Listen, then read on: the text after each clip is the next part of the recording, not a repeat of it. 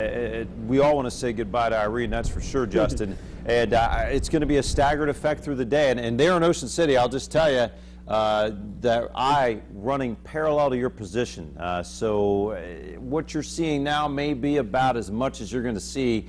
This thing's going to be quickly drifting, well, not quickly, but will be steadily drifting north and east of you there. So you'll see that change in wind direction as the eye continues to push further and further north of Ocean City there.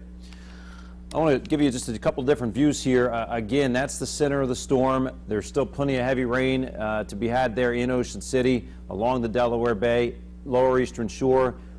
Heavy bands wrapping in, and some of you asking on Facebook, and we always appreciate this, but when will we see some diminishing winds here along the Chesapeake? That will take several more hours as the storm itself, I'll switch sides here, as the storm center itself pushes out and further up the Jersey coastline, the Jersey Shore, to use a familiar show title. As it pushes up toward the Jersey Shore, there will be improvement.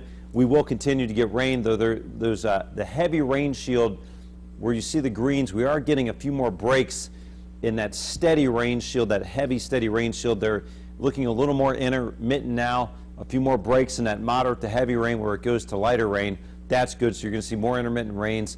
And the wind field itself will probably, will change direction here over the next 2 to 4 hours, but it may take 3, 4, 5 hours before it really begins to diminish. And in fact, even if skies clear tomorrow, it will be a blustery day around here. Again, still quite a bit of rain. Also, tornado watch extended well into the morning hours for the northern eastern shore. I haven't seen any recent warning activity, but landfalling hurricanes always with that potential for brief touchdowns of tornadoes.